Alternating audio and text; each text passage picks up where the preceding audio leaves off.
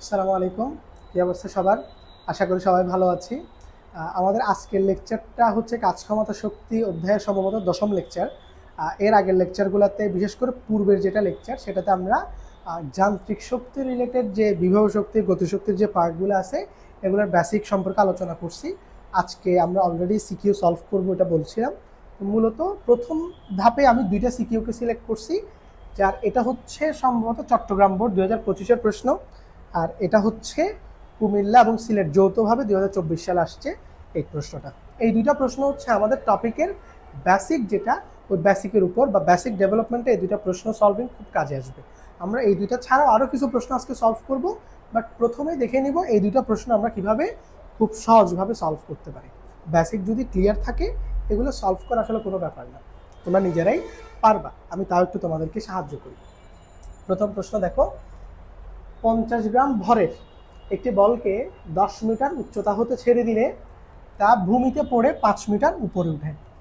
অর্থাৎ বলকে তুমি ছেড়ে দিয়েছো 10 মিটার থেকে, মুক্তভাবে ওই বলটা ভূমিতে ড্রপ করার পর বাউন্স করে আবার কি করছে, 5 মিটার উচ্চতায় উঠছে। দ্বিতীয় ক্ষেত্রে বলটিকে আবারও ছাড়া হয়েছে, বাট এইবার 15 মিটার পার সেকেন্ড বেগে নিচের দিকে নিক্ষেপ করা হয়েছে, বাট মুক্তভাবে ছাড়ে নাই। প্রথমবার যেটা ছাড়ছে সেটা হলো মুক্তভাবে ছেড়ে দিছে, জাস্ট নর্মালি, কোনো বেগ ছিল না।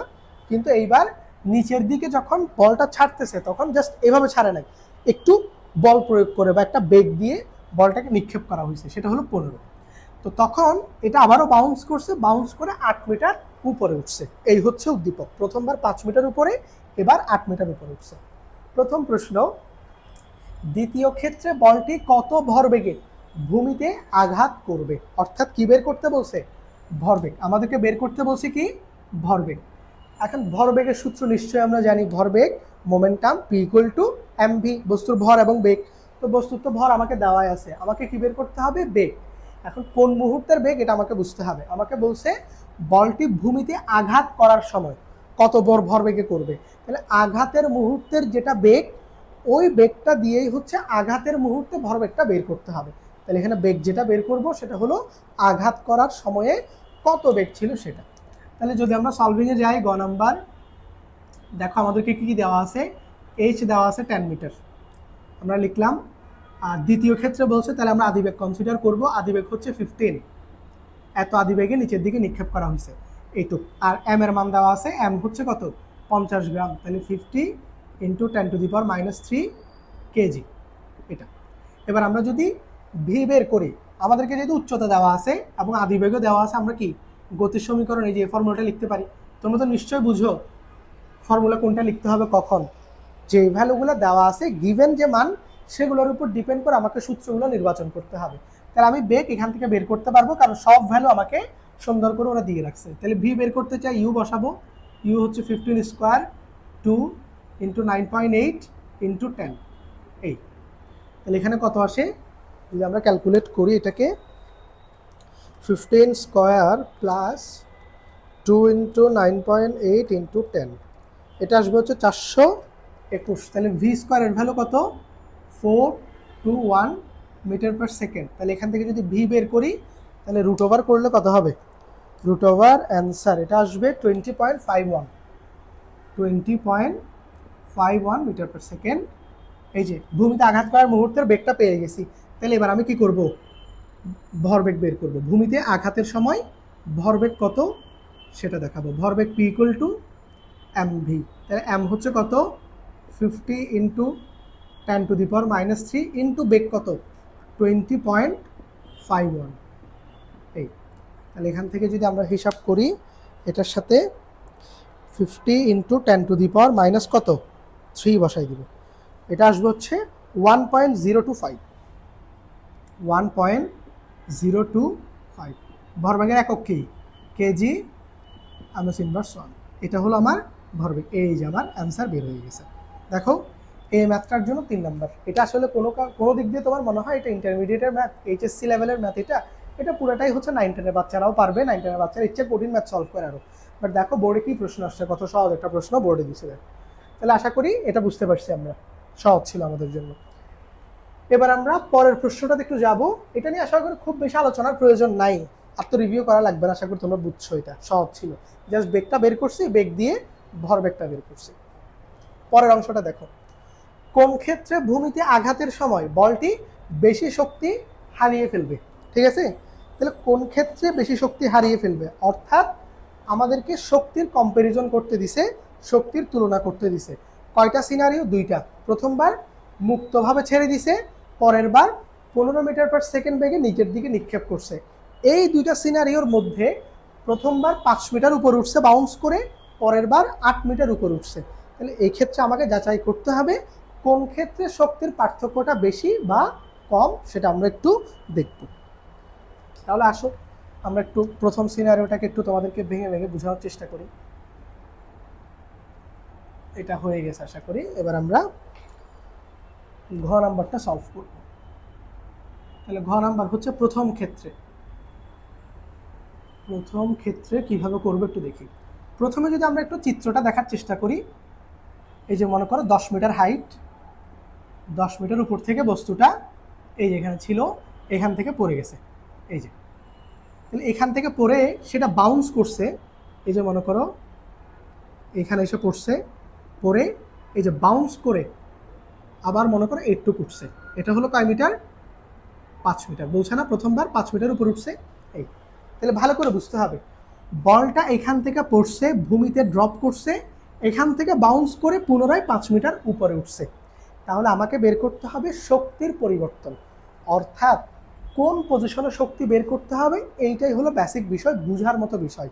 তোমাদেরকে একটা বিষয় আমি একটু 2 মিনিট একটু সময় নিয়ে বলে ফেলি। একটা বিষয়, সেটা হলো ফিজিক্সের সিকিউ সলভিংয়ে যদিও আমরা টাইপ ভিত্তিক করে করার চেষ্টা করি, বা অ্যাকচুয়ালি এভাবে যেমন মনে করো এই চ্যাপ্টারে তো মোটামুটি চিন্তা করলে বোর্ড প্রশ্ন কমসে কম টেস্ট পেপার আছে হচ্ছে 70টা প্রশ্ন তো করা সম্ভব না। এই জন্য তুমি যখন ম্যাথ করবা, তুমি এই টেন্ডেন্সিটা মাথায় রাখবা না যে যেই ম্যাথটা তুমি এখানে করতেছো হুবহু সেম একটা ম্যাথ তোমাকে আরেকটা পরীক্ষায় দিবে বা আরেকটা বোর্ড প্রশ্ন তোমাকে রিপিট করবে। তুমি এই টেন্ডেন্সিটা রাখবা না। বেশিরভাগ স্টুডেন্টেরই ফিজিক্সের দুর্বলতার মূল কারণ হচ্ছে তারা রেডিমেড প্রশ্ন চায় সবসময়, যেটা করতেছি ওইটার মতো হুবহু আরেকটা প্রশ্ন চলে আসবে। এটা ভুল। এই কারণে প্রশ্ন এখানে হুবহু কখনো রিপিট হয় না। তুমি সবসময় জোর দিবা বেসিকে। বেসিক যদি তোমার ক্লিয়ার থাকে, তুমি বেসিকের উপর নির্ভর করে কনফিডেন্স গ্রো করবা প্র্যাকটিস করার মাধ্যমে। তুমি যত বেশি ডিফারেন্ট প্র্যাকটিস করবা, ওইটা তোমার আইডিয়াটাকে বাড়াবে, তোমার কনফিডেন্স বাড়াই ফেলবে। তুমি বেসিকে সবসময় জোর দিবা। কথা বুঝছো? এটা একটু মনে রাখবা।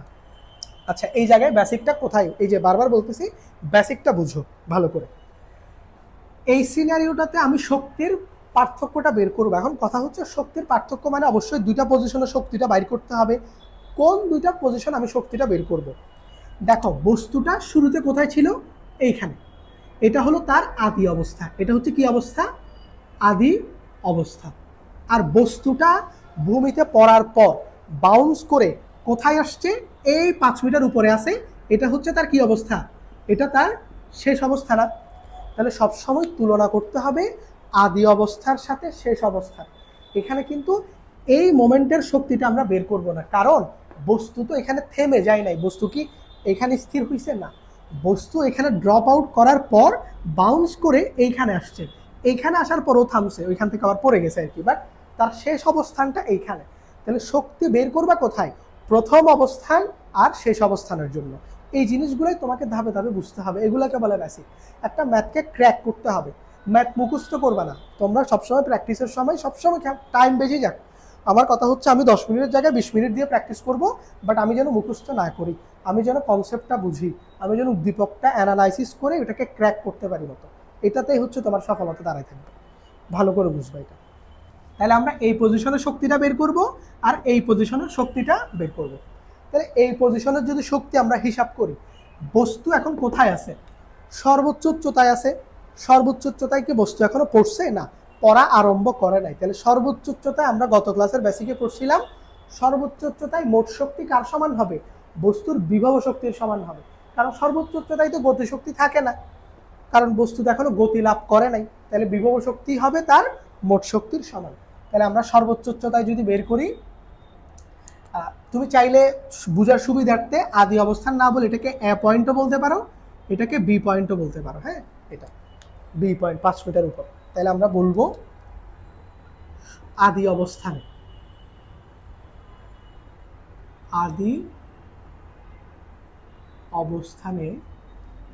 বস্তুর মোট শক্তি বিভব শক্তির সমান।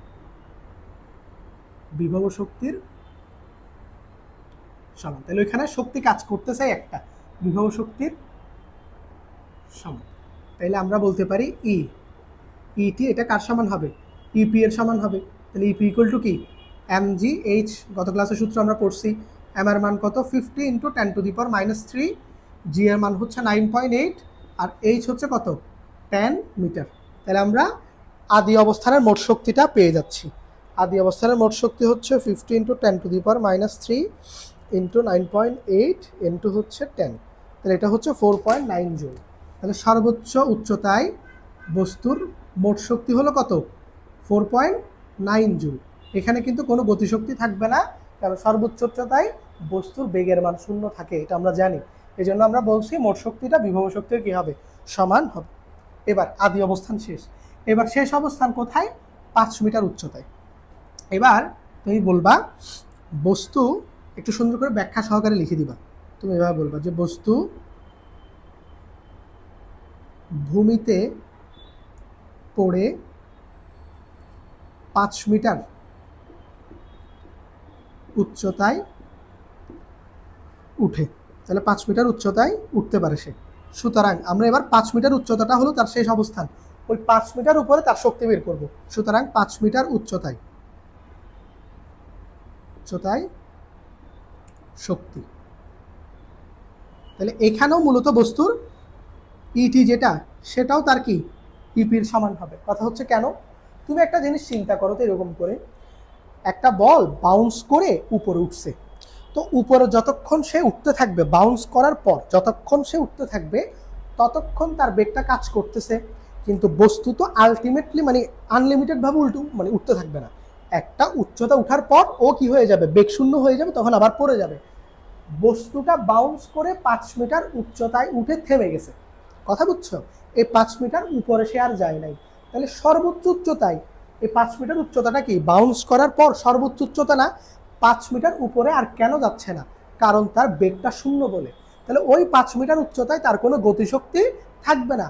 গতিশক্তি ছিল কখন? বাউন্স করে যখন উপরে উঠতেছে তখন গতিশক্তি ছিল। ওই গতিশক্তিটা কমতে কমতে কমতে 5 মিটার উপরে গিয়ে একেবারে জিরো হয়ে গেছে। তাহলে বস্তু যেহেতু ভূমি থেকে উচ্চতায় আছে, আমরা জানি ভূমি থেকে একটা উচ্চতায় থাকলে বস্তুর বিভব শক্তি কাজ করে। তাহলে 5 মিটার উচ্চতায় মোট শক্তিটা কার সমান হবে? বিভব শক্তির সমান হবে। তাহলে এবার আমরা বের করব mgh। তাহলে m কত? 50 × 10⁻³ × 9.8। উচ্চতা হবে কত? 5। উচ্চতা কিন্তু 10 হবে না, কারণ তুমি 5 মিটার উচ্চতায় বের করতেছো। তাহলে এটা আসবে 50 × 10⁻³ × 9.8 × 5। এটা আসবে 2.45 জুল। এটা হলো এই এনার্জিটা হলো 5 মিটার উপরে। এনার্জিটা হলো কখন? 5 মিটার উপরে। তাহলে এইবার প্রথম ক্ষেত্রে শক্তির পার্থক্যটা কত? এই যে দেখো, কোথায় শক্তি হারাবে বেশি কোথায় হারাবে। তাহলে এখানে শক্তি কত হারাইছে? সর্বোচ্চ উচ্চতায় শক্তি ছিল 4.9 জুল, একেবারে এখানে তার মোট শক্তি ছিল এত। কিন্তু 5 মিটার উচ্চতায় বাউন্স করে এখানে উঠার পর তার শক্তি হয়ে গেছে কত? 2.45। তাহলে শক্তি কি করছে? হারাই ফেলছে না? এই যে কমে গেছে না শক্তি, তার মানে শক্তি হারাইছে। তাহলে আমরা এখন লিখবো, সুতরাং প্রথম ক্ষেত্রে হারানো শক্তি। তাহলে প্রথম ক্ষেত্রে হারানো শক্তি হচ্ছে ইকুয়াল টু, বা ডেল ই লিখতে পারো যেহেতু শক্তির পরিবর্তন, সেটা হলো 4.9 থেকে 2.45 কত বিয়োগ করতেছে? এটা তো মানে অর্ধেক না, 4.9 এর অর্ধেক না এটা। 4.9 থেকে 2.45 গেলে, হ্যাঁ 2.45, এটা অর্ধেক। তাহলে অর্ধেক শক্তি হারায়ে 2.45 জুল কি থাকবে? শক্তি বেঁচে থাকবে। এটা হলো প্রথম ক্ষেত্রের হারানো শক্তি। তাহলে প্রথম সিনারিওতে সে এতটুকু শক্তি কি করবে? হারাই ফেলবে। এই যে আমরা বের করছি, দেখো সুন্দর করে, এটা আমরা বুঝছি আশা করি না? সহজ ছিল। আদি অবস্থানে মোট শক্তিটা বাইর করছি এবং শেষ অবস্থানেও মোট শক্তিটা বের করছি। দুইটা পজিশনে বস্তুর কোনো গতিশক্তি ছিল না, দুইটা পজিশনে বস্তুর সর্বোচ্চ হাইটে আছে। এটাতে তো সর্বোচ্চ উচ্চতাই না, কিন্তু আঘাতের পর সর্বোচ্চ উচ্চতায় উঠছে আর কি, ঠিক আছে কিনা। আর এখানে তো একেবারে শুরুর বিন্দুতে ছিল, এবং ছেড়ে দেওয়ার মুহূর্তে বস্তুর গতিশক্তি থাকে না। তাহলে আমরা দুইটা শক্তি বিভব শক্তি দিয়ে বের করলাম, এরপর দুইটার পার্থক্য দেখালাম। আশা করি প্রথম অংশটা ভালো করে সবাই বুঝতে পারছি। বলো বুঝতে পারছি না এটা এখন? এবার সিমিলারলি তোমরা কি দ্বিতীয় অংশটা করতে পারবা না? দ্বিতীয় ক্ষেত্রেরটার জন্য আমি করাই দিচ্ছি, বাট তোমাদেরকে বলবো তোমরা এখানে ভিডিওটা একটু করে কি করবা, পজ করবা, করে যদি প্রথম ক্ষেত্রেরটা বুঝে থাকো, দ্বিতীয় ক্ষেত্রেরটা তোমরা নিজেরা পারার কথা, তোমরা নিজেরা ট্রাই করবা, এরপর আমার সাথে উত্তরটা মিলাই নিবা, ঠিক আছে? আমি করাই দিচ্ছি, বাট আমার অনুরোধ থাকবে তোমরা নিজেরা কি করবা, করার সময় এখানে ভিডিওটা পজ করে মানে নিজেরা ট্রাই করবা পরের অংশটা, ঠিক আছে? আচ্ছা, এবার আসো আমি পরের অংশটা একটু করাই দিই। দ্বিতীয় ক্ষেত্রে দ্বিতীয় ক্ষেত্রেও সেম, দেখো 10 মিটার উপর থেকে তুমি বস্তুকে ফেলে দিছো সেম হাইট থেকে, কিন্তু পার্থক্যটা কোথায় আমি বলি। প্রথম পার্থক্যটা হচ্ছে বস্তুকে আমি যেখান থেকে ফেলতেছি আদি অবস্থান থেকে আমি মুক্তভাবে ছেড়ে দিই নাই, অর্থাৎ বস্তুকে 15 মিটার পার সেকেন্ড বেগে আমি কি করছি, নিচের দিকে নিক্ষেপ করছি। তাহলে ওই পয়েন্টে তার একটা কি আছে, আদিবেগ আছে। তাইলে আগের বারে তুমি এইখানে শুধু বিভব শক্তি কাউন্ট করছো, গতিশক্তি কাউন্ট করো নাই, কারণ কোনো বেগ ছিল না। বাট এইবার তো বেগ আছে, তাহলে ওই পয়েন্ট এখন কি থাকবে, গতিশক্তিও থাকবে। তাহলে এখন বিভব শক্তি যোগ গতিশক্তি দোনোটা বের করতে হবে, এবং দোনোটাই হবে এই বিন্দুর বা এই পয়েন্টের মোট শক্তির ভ্যালু। এরপর দ্বিতীয় পার্থক্য হলো বস্তু বাউন্স করে কয় মিটার উপর উঠছে, 8 মিটার উপরে, এবং 8 মিটার উপরে উঠে থেমে গেছে। এই যে বলছে 8 মিটার উপরে উঠে কি করছে, থেমে গেছে। তাইলে এটা আগের মতোই থাকবে, 8 মিটার উপরে শুধু বিভব শক্তি বের করবা, কারণ 8 মিটার উপরে যদি উঠে থেমে যায় ওইখানে তার কোনো গতিশক্তি নাই, বস্তু তার উপরে উঠতেছে না, থেমে গেছে, তাহলে বেগ শূন্য হয়ে গেছে, তাহলে গতিশক্তি জিরো। তাহলে তুমি কি করবা, পরের অংশে 8 মিটার উপরে শুধু বিভব শক্তি বের করবা, এরপর একটা থেকে একটা বিয়োগ করে দিবা, ঠিক আছে? বুঝছি না, চলো করে ফেলি তাইলে। দ্বিতীয় ক্ষেত্রে আদি অবস্থানে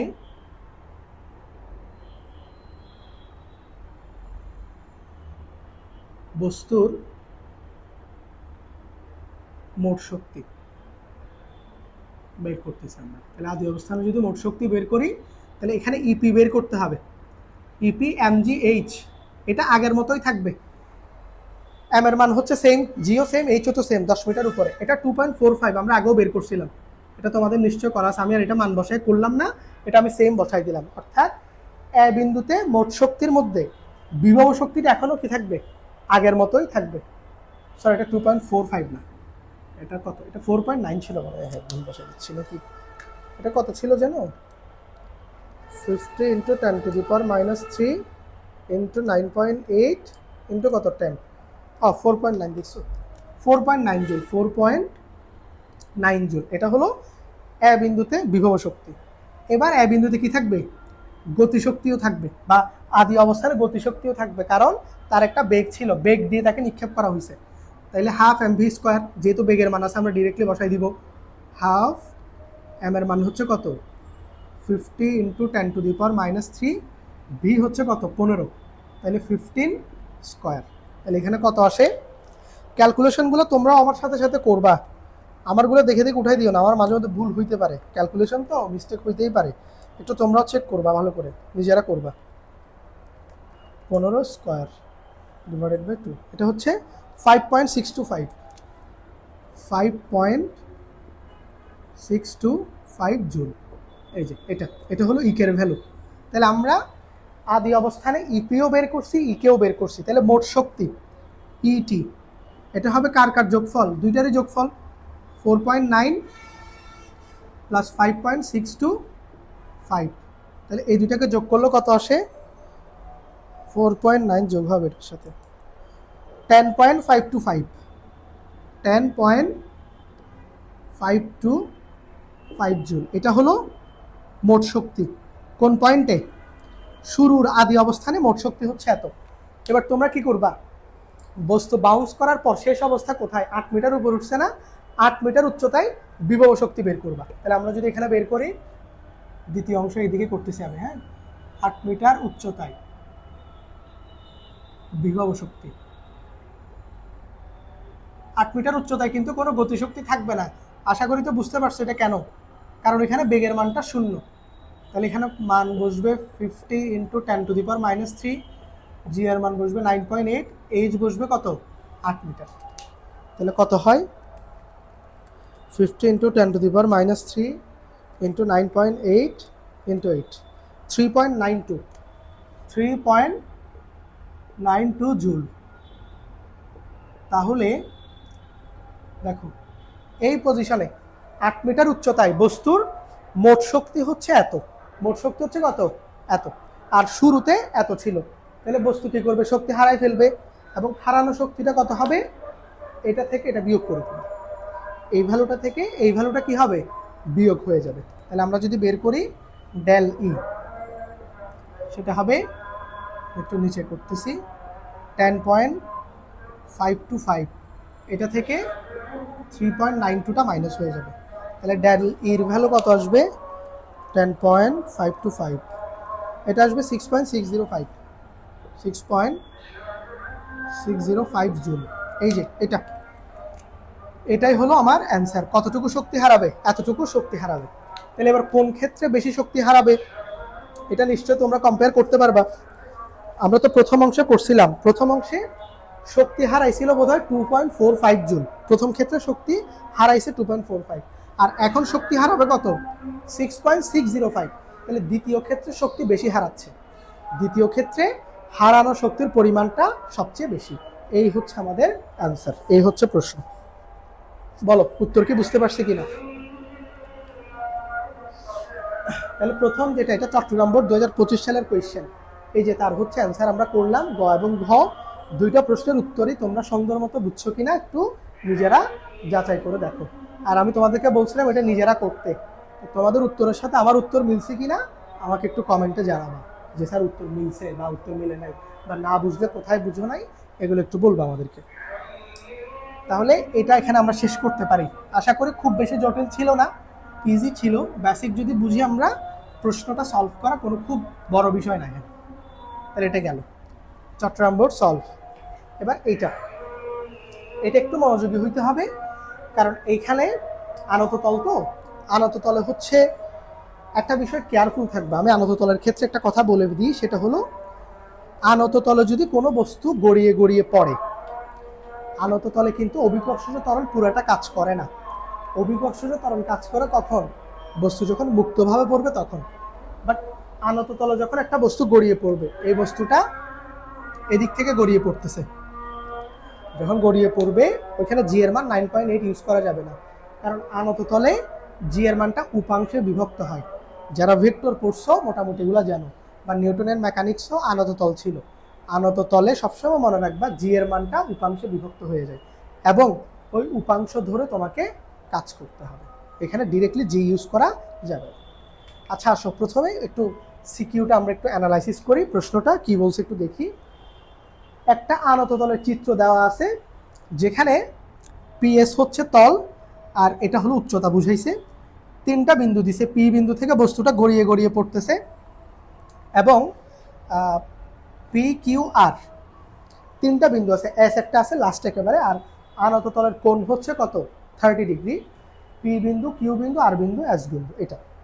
এরপর আমাদেরকে বলছে পি বিন্দুতে বিভব শক্তি নির্ণয় করতে। আচ্ছা এখানে উদ্দীপক আছে একটা, একটি বস্তু পি হতে নিচের দিকে পড়তেছে, গড়িয়ে পড়তেছে, পি কিউ আর এর উচ্চতা দেওয়া আছে। এই যে পি কিউ আর মানে পি বিন্দুটার উচ্চতা হলো 50 মিটার, কিউ বিন্দুর উচ্চতা হলো 20 মিটার, আর বিন্দুর উচ্চতা হলো 10 মিটার, ভূমি থেকে হাইট দেওয়া আছে। তো এই হচ্ছে উদ্দীপক। প্রশ্ন কি, প্রথম প্রশ্ন, পি বিন্দুতে বিভব শক্তি নির্ণয় করো। পি বিন্দুতে বিভব শক্তি, এটা কোনো বিষয়, এটা তো তোমরা সবাই ইজিলি পারো। আচ্ছা এখানে একটা বিষয় মিসিং বোধ হয়, এটা হচ্ছে ভর দেওয়া নাই। আচ্ছা এটাকে আমি ভর কি উঠাইতে ভুলে গেছি, এটা তো আমার খেয়াল নয় আসলে, এটা বোধ হয় ভর আমি তুলতে ভুলে গেছি। একটা কাজ করো, এটা আমার দিক থেকে তোমরা একটু চেক করবা, আমি প্রশ্নটা উঠানোর সময় কি ভর কি ভুলে গেছি নাকি ভর দেওয়া নাই, আসলেই তো বুঝতেছি না। ভর দেওয়া না থাকলেও ম্যাথ করা যাবে, তখন এমটাকে বসায় রাখতে হবে আর কি। অর্থাৎ এম এর মান যেহেতু ডিরেক্টলি দেওয়া নাই, ধরো নর্মালি আমি তোমাকে বলি, তুমি বিভব শক্তিতে মনে করো এম জি এইচ ব্যবহার করবে না। এম যদি দেওয়া না থাকে, জি এবং এইচ এর মানটা বসায়, ধরো 20 আসছে অ্যান্সার, তাহলে 20 এম, এইভাবে হবে অ্যান্সারটা। অর্থাৎ এম এর ভ্যালুটা আমরা তখন বসাবো না, ওইটাকে এম সহকারে অ্যান্সারটাকে আমরা শো করব, এভাবে হইতে পারে। তবে আমার মনে হচ্ছে এখানে যেহেতু দুইটাই শক্তির ম্যাথ, এম এর মান বোধহয় দেওয়া ছিল, আমি বোধহয় উঠাইতে ভুলে গেছি। আচ্ছা একটা কাজ করি, ধরো এম এর মান 100 গ্রাম না, এটা আমার পক্ষ থেকে, আমি জানি না আসলে বইয়ে এটার কত, আমি আপাতত ধরে নিচ্ছি 100 গ্রাম। তো যদি তোমরা দেখো যে এটা হলো কুমিল্লা আর হচ্ছে বোধহয় সিলেট 2024-এর প্রশ্ন, যদি এম এর মান বইয়ে আরেকটা দেওয়া থাকে প্রশ্নে, তাহলে ওইটা ধরে তোমরা একবার করবা। এম এর মান 100 দিয়ে করতে পারলে এখানে 500 দেওয়া থাকলেও তোমরা করতে পারবা। এম এর মান তো একটা কনস্ট্যান্ট মান, এটা তো ম্যাথের ভ্যালুকে চেঞ্জ করে না, আসলে কনসেপ্টকে তো সেমই রাখে, শুধু ভ্যালু চেঞ্জ হবে। আর ইনকেস যদি এম আসলেই দেওয়া না থাকে, আমার এরকমও মনে হতে পারে যে অনেক সময় এম দেওয়া থাকে না, তখন এমটা রেখে দিয়ে ম্যাথ করবা, অর্থাৎ এম তখন কি করবা না, বসাবা না, ঠিক আছে? ওই এমটা উত্তরের সাথে কি থাকবে, একসাথে বসে থাকবে, ওইটাই অ্যান্সার হবে। তাহলে আমরা আপাতত ধরে নিচ্ছি এমের মান কত, 100 গ্রাম ধরে ম্যাথ করতেছি। তাহলে আসো পি বিন্দুতে বিভব শক্তি, তো পি বিন্দুতে উচ্চতা দেওয়া আছে, বিভব শক্তি বের করা এটা কোনো ব্যাপার? এটা তো আমার করানোটা আসলে উচিত হবে না, এটা আমি করাই দেওয়া মানে হচ্ছে তোমাদেরকে কাইন্ড অফ কি করা, ছোট করা, কারণ তোমরা এই ম্যাথ পারবা। তোমাদেরকে যদি আমি এই ম্যাথ করে দিই, তোমরা আমি তোমাদেরকে ছোট করতে যেমন হয়ে যাবে। পি বিন্দুতে বিভব শক্তি,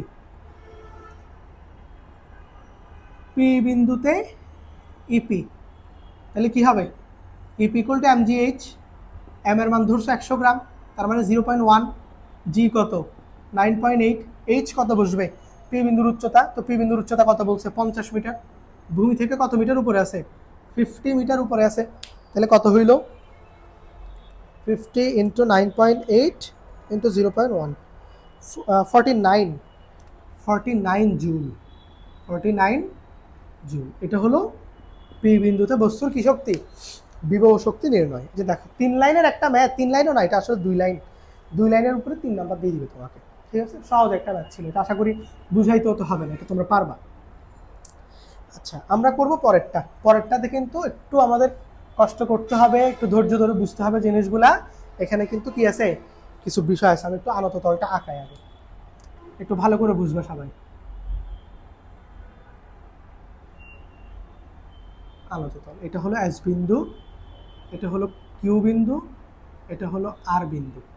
তাহলে এই একটা উচ্চতা থাকবে, এই একটা উচ্চতা থাকবে, আর অ্যাঙ্গেল এটা হচ্ছে 30 ডিগ্রি। এটা হচ্ছে ও বিন্দু, এটা হচ্ছে কি পি বিন্দু, এটা হলো 50 মিটার, এটা 50, আর কিউ, আচ্ছা কিউ তো উপরে, সরি এটা আর না, এটা কিউ, এটা হলো আর, আর এটা হলো কিউ। তো কিউ বিন্দুর যেটা উচ্চতা সেটা হচ্ছে 20 মিটার, এটা হচ্ছে 20 মিটার উচ্চতা, আর এটা হচ্ছে 10 মিটার। এই এবার আমাদেরকে কি করতে হবে, কিউ বিন্দু এবং আর বিন্দুতে মোট শক্তির অনুপাত এক হবে কিনা। দেখছো প্রশ্নটা কিভাবে বলছে, এটা আসলে আলটিমেটলি কি বের করতে বলছে জানো, কিউ বিন্দু এবং আর বিন্দুতে মোট শক্তির অনুপাত, অনুপাত মানে কি ভাগ করা, অর্থাৎ কিউ বিন্দুতে মোট শক্তির মান যা আসবে, আর বিন্দুতেও মোট শক্তির পরিমাণ তা আসবে কিনা, অর্থাৎ শক্তির নীতিটা সংরক্ষণশীলতা মানতেছে কিনা, ওইটাই বের করতে বলছে। এখন ওইটাকে ডিরেক্টলি না বলে অনুপাত এক হবে কিনা জিজ্ঞাসা করছে। এখন তুমি চিন্তা করো, আমি তোমাকে একটু একটা বলি, ধরো কিউ বিন্দুতে শক্তির পরিমাণও 100 জুল, আর বিন্দুতে শক্তির পরিমাণও 100 জুল, তাহলে এখানে অনুপাত অবশ্যই কত আসবে, এক আসবে না, আসবে তো। তাহলে মোট শক্তির অনুপাত এক মানে মোট শক্তিটা সেম সেম হওয়া লাগবে, আর মোট শক্তি যদি সেম সেম হয় তার মানে শক্তির সংরক্ষণশীলতা নীতিটা মেনে চলে। তাহলে দেখো কথাটা সুন্দরভাবে না বলে, আমরা যেভাবে বুঝি ওইভাবে না বলে একটু তোমাকে ঘুরাই বলছে, তো এটা থেকে খুব বেশি কনফিউজড হওয়ার কিছু আছে না। এই জন্যই তোমাদেরকে আমি বলি প্রশ্ন সবসময় কি করবা, বেসিক সহকারে বোঝার চেষ্টা করবা, মুখস্থ করতে যাবে না। তাহলে দেখো এই প্রশ্ন চলে আমরা যেটা পড়ছি ওইটাই, বাট অনেকেই যারা হচ্ছে কনসেপ্ট ভালো করে বুঝবে না, বেসিকে গুরুত্ব দিবে না, তারা বলবে স্যার অনুপাত বের করতে বলছে, স্যার অনুপাত তো পড়ি নাই, কাজ ক্ষমতা থেকে স্যার অনুপাত পড়ছি, আচ্ছা বলো তো এটা কি অনুপাতের ম্যাথ? না, তোমাকে অনুপাত মানে ভাগ করে যেটা যে সেম আসবে ওইটাই দেখাইতে বলছে, বুঝছো? চলো তাইলে কিউ বিন্দুর মোট শক্তি আর বিন্দুর মোট শক্তি বের করবো। তাহলে এই দুইটা বিন্দুই হচ্ছে আনত তলের মাঝামাঝি, তাহলে দুইটা বিন্দুতেই গতিশক্তিও কাজ করবে, বিভব শক্তিও কাজ করবে। তাহলে এটাও ইপি কে বের করতে হবে, এটারও কি বের করতে হবে, ইপি কে বের করতে হবে। ইপি বের করা খুব সহজ, কারণ ভূমি থেকে উচ্চতা দেওয়া আছে, ইপি ইকুয়াল টু এমজিএইচ। এটার ক্ষেত্রেও বিভব শক্তি বের করা এবং এটারও বিভব শক্তি বের করা খুব ইজি, কারণ কি নাই, কোনো ঝামেলা নাই তো, উচ্চতা দিয়েই দিছে। ঝামেলাটা হবে কে বের করার সময়, কারণ হাফ mv² আছে না, তাহলে এই বিন্দুতে বেগের মান কত এটা জানি না আমরা, এই বিন্দুতে বেগের মান কত এটাও জানি না, বস্তুতে এখান থেকে গড়ায় পড়তেছে এইখান থেকে। তাহলে এটা যখন গড়িয়ে গড়িয়ে এখানে আসবে, এখানে বেগ হবে একটা, এখানে বেগ তার চেয়ে বেশি হবে, বেশি গড়ায় আসছে জন্য, তাহলে বেগের মানগুলো বের করতে হবে। তো বেগের মান বের করার জন্য কতটুক দূরত্ব এখানে আসছে ওটা বের করা লাগবে না, কথা বুঝছো? চলো তাইলে জিনিসগুলো একটু বের করি। তাহলে প্রথমে আমরা যেটা বের করবো সেটা হচ্ছে পিএস এর দূরত্ব, এবং যেহেতু এটা একটা সমকোণী ত্রিভুজ, এটা কি ত্রিভুজ? সমকোণী, এবং আমরা থিটার মানটা জানি, আর এদিকে হচ্ছে লম্বের মান জানি। তাহলে লম্ব এবং থিটা এটার সাহায্যে আমরা অতিভুজটা বাইর করতে পারবো, তাই না? এর আসো একটু বলি সুন্দর করে, ধাপে ধাপে করি বুঝে বুঝে। পিওএস ত্রিভুজে আমি লম্ব জানি এবং অতিভুজ বের করব। তো লম্ব আর অতিভুজ নিয়ে কে কাজ করে? সাইন থিটা কাজ করে। তাহলে আমরা সাইনকে নেব এখানে, সাইন থিটা ইকুয়াল টু লম্ব বাই অতিভুজ। লম্ব হচ্ছে কত?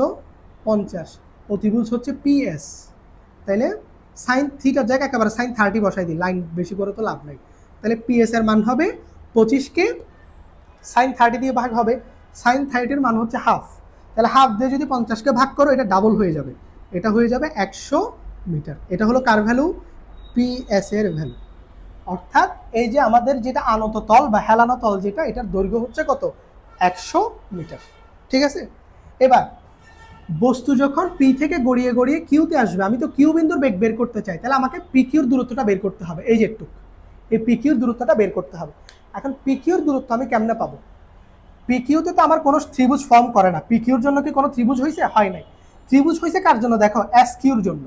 এই যে এটার নাম যদি আমরা একটা কি দেই, ধরো এ দেই, এ বিন্দু, তাহলে এস এ কিউ, এই ত্রিভুজটাতে অলরেডি কিন্তু কি পাবো আমরা? এস কিউর মানটা বের করতে পারবো। এস কিউ যদি তুমি বের করতে পারো, তাহলে তুমি তো পিএস এর মান এখন বের করছো, পিএস থেকে এস কিউটা কি দিবা? বিয়োগ করে দিবা, তাইলে তুমি পি কিউটা পেয়ে যাবা। পি কিউ কেন বুঝতে পারছো? কারণ বস্তু যদি গড়িয়ে গড়িয়ে কিউ বিন্দুতে আসে, তাহলে ওর বেগ কতটুকু বাড়বে বা বেগ কত হবে এটা ডিপেন্ড করবে এই এতটুকু দূরত্বের উপর, কারণ এই দূরত্বটা অতিক্রম করছে সে। তো এটা বের করার উপায় হচ্ছে এস কিউটা বের করা লাগবে, কারণ টোটাল দূরত্ব থেকে এস কিউটা কি দিব? বাদ দিব। তাহলে এবার আমার আবার ত্রিভুজ নিয়ে মান বের করতে হবে। ত্রিভুজ এস এ কিউ, ত্রিভুজ এস এ কিউ, এই ত্রিভুজে আমি আবার কি জানি? লম্ব জানি, যে লম্ব 20 মিটার, অতিভুজ বের করবো। তাহলে আবার সাইন, সাইন 30 ইকুয়াল টু লম্ব বাই অতিভুজ। লম্ব হচ্ছে আবার 20, অতিভুজ হচ্ছে এস কিউ। তাহলে এস কিউর মান হবে, যেহেতু সাইন 30 আবারও হাফ আসবে, হাফ দিয়ে 20কে ডিভাইড করলে ডাবল হয়ে যাবে, এটা হয়ে যাবে 40 মিটার। তাহলে দেখো এস কিউ বের হয়ে গেছে। কি বের হয়েছে? S Q. তাহলে এখন দেখো, এটা যদি 40 মিটার হয়, তাহলে পি কিউ অবশ্যই কত হবে? 60 মিটার হবে, এটা আমরা বুঝেই গেলাম। তাহলে আমি ছোট্ট করে এখানে মানটা বের করে রাখি, পি কিউ এটা হবে 100 মাইনাস কত? 40 ইকুয়াল টু পি কিউর মান হবে 60 মিটারের সমান। আমি ভ্যালুগুলো আগে বের করে নিচ্ছি যাতে আমরা ডিরেক্টলি মানগুলো বের করতে পারি। আশা করি তোমরা বুঝতেছো, এটা ত্রিকোণমিতির কনসেপ্ট। এগুলো তো তোমরা 9, 10-ও করে করে আসছো, তাই না? এই যে জিনিসগুলো করলাম, এটা গেল। এরপর এবার আমাদের আরেকটা ভ্যালু লাগবে, এই যে যখন আর বিন্দুতে আসবে, আর বিন্দুতে আসলে আমার এতটুকু দূরত্ব সে অতিক্রম করবে, পি আর।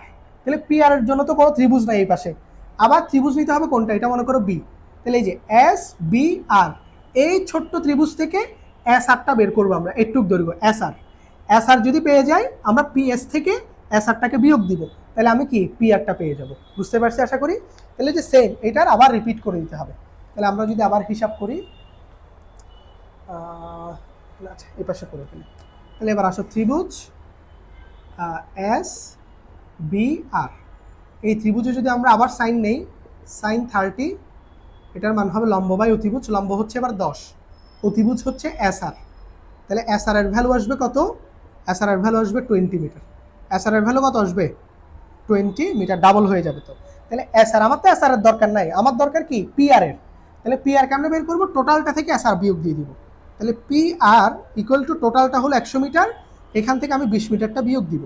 তাহলে পি আর এর যেটা ভ্যালু সেটা আসবে আমার 80 মিটার। এই যে আমার দরকার হচ্ছে মূলত এখানে এইটা আর এইটা, এই দুইটা জিনিস বের করার জন্যই আমাদেরকে এত কিছু করে করে আসতে হয়েছে। তোমরা একটু উঠাই ফেলো, আমরা এগুলো জিনিসগুলো মুছে দিব। আমাদের তো মূল অ্যান্সারে ঢুকতে হবে, আমরা এগুলো মুছে দিব, আমরা শুধু এই দুইটা ভ্যালু রাখবো আর বাকি সব মুছে দিব। তোমরা যারা উঠাও নাই একটু সুন্দর করে উঠিয়ে নাও। আশা করি বুঝতে পারছি, কঠিন তো কিছু না, জাস্ট 3বার ত্রিভুজগুলোকে নিয়ে কাজ করছি। প্রথমবার বড় ত্রিভুজ, এরপরে এস এ কিউ এই ত্রিভুজটা, এরপর এস বি আর এই ত্রিভুজটা, তিনোটা ত্রিভুজেই কাজের পদ্ধতিটা সেম। সাইন ধরে ধরে বারবার কি করছি, মান বের করে নিছি। আশা করি এটা তোমরা বুঝছো এখন। তাহলে আসো এবার আমরা ম্যাথে প্রবেশ করি। তাহলে আমি একটু ভ্যালুগুলো উপরে লিখে রাখি আমাদের যেগুলো দরকার। আমার দরকার হচ্ছে পিকিউ। পিকিউ হচ্ছে 60 মিটার, এটা আমরা বের করছি, আমরা উপরে লিখে রাখলাম। পি আর দরকার, পি আরও বের করছি, এটা হলো 80 মিটার, এটা উপরে লিখে রাখছি, বাকিগুলো মুছে দিচ্ছি আমি। এবার আমরা ম্যাথ করব। এবার আসো ভালো করে। এবার আরেকটা বিষয় আছে, এখানে কিন্তু বস্তু, ওই যে তোমাদেরকে আগে বলছিলাম, আনত তলে বস্তু কিন্তু অভিকর্ষের ত্বরণ নিয়ে পড়ে না, বস্তু পড়বে অভিকর্ষের ত্বরণের একটা উপাংশ নিয়ে। যেমন আমি একটু বলি, একটু ভালো করে জিনিসটাকে একটু বুঝবে সবাই। এই যে দেখো, জি তো এখান থেকে খাড়া কোন দিকে কাজ করতেছে, নিচের দিকে, তাহলে জি কাজ করবে ঠিক নিচে, ভালো করে একটু বুঝবা। তাহলে বস্তু তো ঠিক নিচে আসতেছে না, বস্তু তো আসতেছে কোন দিকে, এইদিকে। বস্তু পড়তেছে কোন বরাবর, এই বরাবর। তাহলে এইখান থেকে তার উপাংশটা দুইটা ভাগে ভাগ হয়ে যাবে, একটা কাজ করবে এদিকে, আর একটা কাজ করবে কোন দিকে, এদিকে। বুঝতে পারছো নিশ্চয়ই? এবং এই অ্যাঙ্গেলটা যদি থিটা হয়, এই অ্যাঙ্গেলটাও কত হবে, থিটা হবে না? এই অ্যাঙ্গেল যদি থিটা হয়, এই অ্যাঙ্গেলটাও কি হবে, থিটা হবে। এইগুলা কিন্তু আমরা ভেক্টর অধ্যায় এবং ওই নিউটনের মেকানিক্স এখানে এগুলো ভালো করে পড়ছি। কেমন, যে এটা থিটা হইলে এটা কিভাবে থিটা হয়। কারণ যেটা থিটা, থিটার সাথে যে উপাংশটা সেটা হচ্ছে কি জি কস থিটা, জি কি কস থিটা। আর যেটা যার সাথে থিটা নাই সে হচ্ছে জি সাইন থিটা। তাহলে বস্তু জি সাইন থিটা ত্বরণে, ভালো করে বুঝবা, এই যে অভিকর্ষের ত্বরণটা দুইটা উপাংশে ভাগ হইছে, একটা আনত তল বরাবর কাজ করবে যেটা তাকে নিচের দিকে নামাবে, আরেকটা হচ্ছে এই বরাবর কাজ করতেছে। সো এই বরাবর যেটা কাজ করতেছে সেটা কিন্তু প্রশমিত হয়ে যাবে ওজনের কারণে। বাট এইটা কি হবে, এই জি সাইন থিটা তাকে নিচের দিকে নামাই নিয়ে আসবে। তাহলে আমাদের জি কস থিটাটার প্রয়োজন না। এবং জি কস থিটা কেন, যার সাথে থিটা তার সাথে কস বসে, আর যার সাথে থিটা নাই সে হচ্ছে কে সাইন। এটা তো আমরা মোটামুটি আগে থেকে জানি, উপাংশ বিভাজন করছি না। তাহলে আমাদের এই বস্তুটার ত্বরণ হবে কোনটা, মূলত জি সাইন থিটা। তাহলে আমরা একটু আলাদা করে এটা এখানে বের করে ফেলি। তাইলে বস্তুর ত্বরণ, বস্তুর যত ত্বরণে পড়বে বস্তুর ত্বরণটা আমরা বের করে ফেলতেছি। এখানে কিন্তু 9.8 পুরোটা কাজ করবে না, বস্তুর ত্বরণ এর সমান হবে জি সাইন 30, কারণ থিটার মান 30, তাহলে জি হচ্ছে 9.8, সাইন 30 মানে হচ্ছে হাফ, তাহলে কত হবে 4.9 হয়ে যাবে।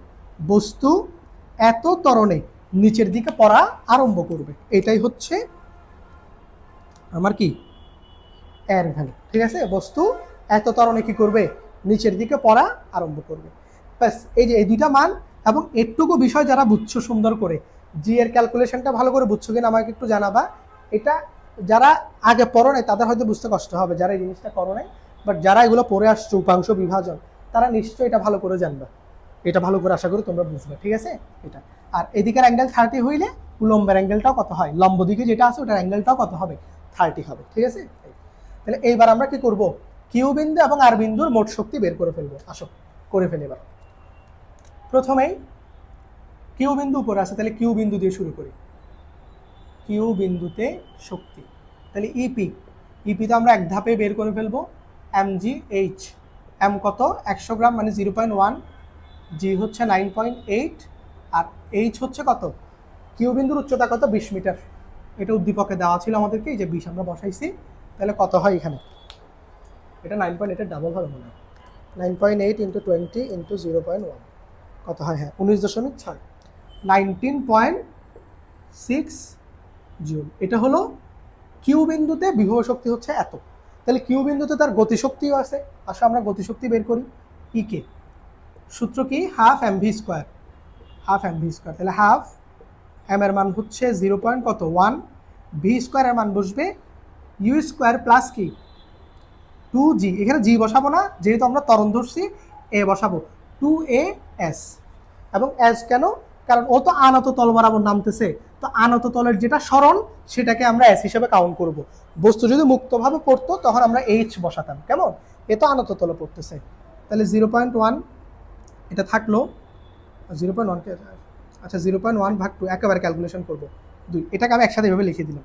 ইউর মান 0, কারণ কি বস্তু তো এখান থেকে পড়তেছে, তো এইখান থেকে তো তাকে কেউ কি করে নাই, কোনো আলাদা করে বেগ প্রদান করে নাই, ও এখান থেকে মুক্তভাবেই পড়তেছে, তাহলে আধিবেগটা কত 0 প্লাস 2 এর মান হচ্ছে এটা কত ত্বরণে পড়তেছে 4.9 ইনটু নিচে লিখতেছি এস কত তুমি কোন বিন্দুতে বের করতে চাও, কিউ বিন্দুতে, তাহলে বস্তু কোত্থেকে আসতেছিল, পি থেকে আসতেছে, পি থেকে কিউ বিন্দু পর্যন্ত আসতে সে কতটুকু দূরত্ব অতিক্রম করবে, পি কিউর সমান, তাহলে পি কিউ হচ্ছে কত 60 মিটার, তাহলে তুমি 60 মিটার পরে তার বেগটা বের করতে চাও, তাহলে সরণ হবে কত 60, কারণ কিউ বিন্দুতে তুমি বের করতে চাচ্ছ, সে ছিল পিতে, তাহলে পি থেকে কিউতে আসতে কতটুকু দূরত্ব লাগবে 60 মিটার লাগবে, এই যে 60। তাহলে এবার আমরা যদি ভ্যালু বের করি 2 into 4.9 into 60 into 0.1 divided by 2, এটা হচ্ছে 29.4 জুল, এটা ইকে। তাহলে দেখো আমরা কিউ বিন্দুতে দুইটা ভ্যালু বের করে ফেলছি, একটা হলো ইপি আর একটা হলো কে ইকে, দুইটা। তাহলে এবার মোট শক্তি কেমনে বের করবো, ইটি টোটাল এনার্জি কীভাবে বের করে, ইপি যোগ কি ইকে, তাহলে ইপির ভ্যালু কত 19.6 আর ইকের ভ্যালু কত 29.4, তাহলে কত আসবে এখন 29.4 এর সাথে যদি 19.6 দিয়ে দেই 49 জুল, এই যে দেখছো 49 জুল, এটাই হচ্ছে আমাদের কিউ বিন্দুর মোট শক্তি। কোন বিন্দুর, কিউ বিন্দুর। আশা করি এটা মোটামুটি সবাই ভালো করেই পারবা, এটুকু বুঝছো। যারা এই প্রসেসটা বুঝছো কিউ বিন্দুতে কেমনে শক্তি বের করছি, এটা যারা যারা সুন্দর মতো বুঝছো তারা আর বিন্দুটা খুব সহজে বের করতে পারবা।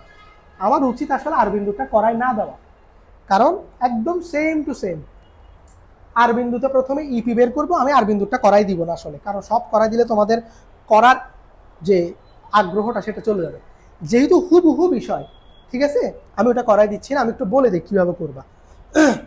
আর বিন্দুতে ইপি বের করবা, তার বিন্দুতে ইপি বের করার সূত্র কি, এমজিএইচ, এম এর মান সেম থাকবে, জি থাকবে, এইচ কত হবে, আর বিন্দুর জন্য এইচ হবে 10 মিটার, কারণ 10 মিটার উপরে আছে, ব্যাস ইপি বের হয়ে যাবে, আর কোনো ঝামেলা নাই।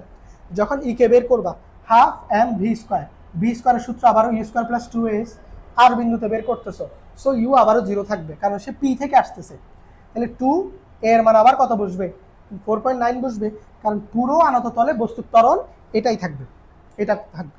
এরপর এস কত বসবে, তুমি কোন বিন্দুতে বের করতে চাও, আর বিন্দুতে, কোত্থেকে আসতেছে পি, তাহলে পি আর এর ভ্যালুটা বসবে, তো পি আর এর ভ্যালু আমরা আগে থেকে বের করে রাখছি না, এই যে পি আর, এটা বসবে এখানে, তাহলে এটা দিয়ে তুমি কি বের করবা, ই কে বের করবা, তাহলে ইপি আগে বের করছো, ই কে বের করবা, দেন দুইটা যোগ করবা, দুইটা যোগ করে 49 আসে কিনা দেখবা, যদি 49 আসে তাহলে অ্যান্সার ঠিক আছে, অনুপাত 1 আসবে, কারণ কিউ বিন্দুর মোট শক্তি 49, আর বিন্দুরও মোট শক্তি 49, তো তুমি যদি এখন মোট শক্তিকে ভাগ করো একটাকে দিয়ে একটাকে, তাহলে অবশ্যই যেহেতু অ্যান্সারটা সেম আসছে 1 আসবে অ্যান্সার, একই জিনিসকে একই জিনিস দিয়ে ভাগ করলে অ্যান্সার কত আসবে 1ই আসবে, বুঝছো, এই হচ্ছে বিষয়, আর কিছু না। তাহলে পারা যাবে না, এটা দেখছো সহজ না, ম্যাথটা খুব বেশি কঠিন, ভালো করে বুঝলে এই দুইটা গ ঘ করতে সর্বোচ্চ 5 মিনিট লাগবে, 5 থেকে 7 মিনিট লাগবে এগুলো করতে, সহজ ম্যাথ। তাহলে আমরা এই দুইটা প্রশ্ন ভালো মতো বুঝছি, এই দুইটা যদি বুঝে থাকি আমরা এই ধরনের এই টপিক রিলেটেড আরও 2-1টা প্রশ্ন আজকে সলভ করব, ঠিক আছে। তাহলে এগুলো একটু যেটা কাজ দিলাম এটা তোমরা মানে ভালো করে কি করবা, বাসায় করবা।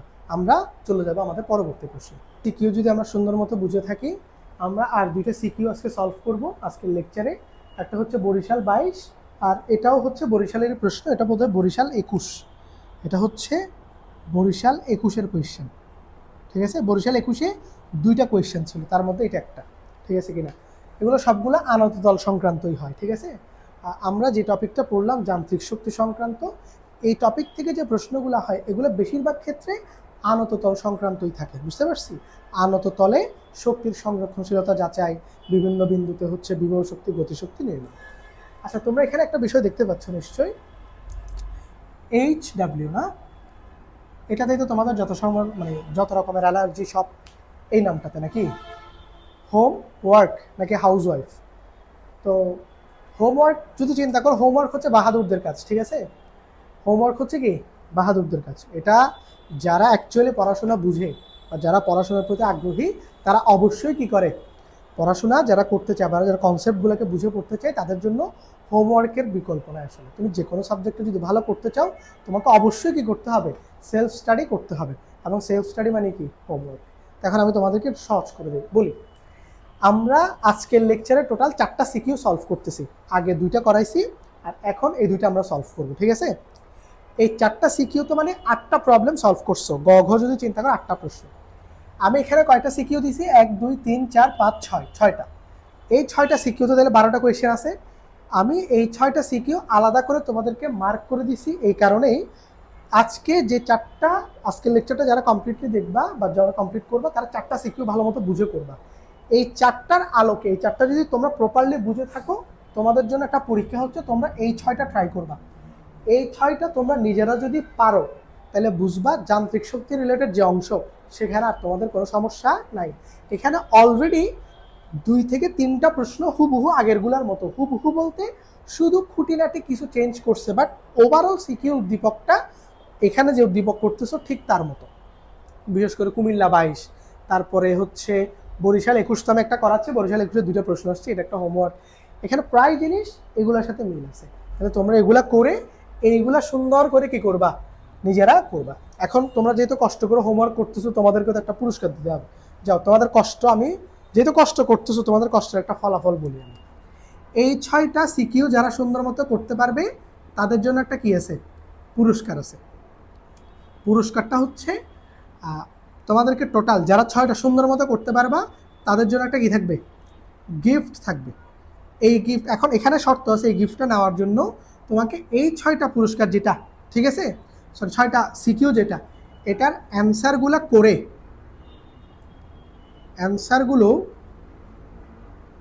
ছবি তুলে আমাদের ফেসবুক যে গ্রুপ আছে, আমাদের একাডেমির যে ফেসবুক গ্রুপ, সেখানে পোস্ট করবা। ফেসবুক গ্রুপে পোস্ট করবা। যদি তোমরা করলে তো ওটা শো করাইতে তো কোনো অসুবিধা। আমরা গ্রুপটা তো করছি এই জন্য যেন আমরা এই ধরনের কন্টেন্টগুলোকে কি করতে পারি, পারস্পরিক শেয়ার করতে পারি, ঠিক আছে? এটা সবার জন্য উন্মুক্ত থাকবে। যারা চট্টগ্রাম শহরে আছো তারা গিফট তো এখান থেকে, আমরা চট্টগ্রাম শহরে থাকলে তোমাদেরকে চট্টগ্রাম শহরে প্রোভাইড করবো গিফট। আর যারা বাইরে থেকে আমাদেরকে, যদি এটা বাইরের কেউ, আমাদের আউটার ডিস্ট্রিক্টের কেউ যদি এটা সলভ করো, তাহলে তোমার নাম ঠিকানা সুন্দর করে ওইখানে তো অবশ্যই মেনশন থাকবে। আমাদের একাডেমির পক্ষ থেকে তোমার সাথে যোগাযোগ করা হবে। এবং গিফট যেটা আমি সেটা বলতেছি না, এটা মোটামুটি হয়তো খুব দামি গিফট হবে না, বাট মোটামুটি একটা কি ভ্যালুয়েবল একটা গিফট থাকবে। যারা এই 6টা সিকিউ প্রপারলি সুন্দর মতো গ ঘ খাতায় নোট আকারে করে যারা পোস্ট করবা সুন্দর করে, তাদের জন্য এই গিফটটা থাকবে। তো তোমরা যারা এইটা বুঝলে, এটা করা খুব বড় কিছু না আসলে, ঠিক আছে? তো তোমরা সুন্দর করে আমাদের গ্রুপে কি করবা, পোস্ট করবা, আমাদের সাথে যোগাযোগ করবা। আমরা চেষ্টা করব, তোমরা যদি সুন্দর করে তোমরা যদি কষ্ট করতেছো, আমরা অবশ্যই তোমাদের কষ্টের দামটা দিব, ঠিক আছে? তাহলে এগুলো হোমওয়ার্ক থাকবে। আর আমরা তাহলে এই প্রশ্নগুলোতে একটু সলভ কীভাবে করতে হয় আমরা একটু সেদিকে দেখব। চলো এই প্রশ্নগুলো একটু ভালো করে অ্যানালাইসিস করা যাক। প্রথম প্রশ্ন, এটা হচ্ছে বরিশাল 22 সাল, ঠিক আছে? বরিশাল 22-এ কী প্রশ্ন করছে একটু দেখো।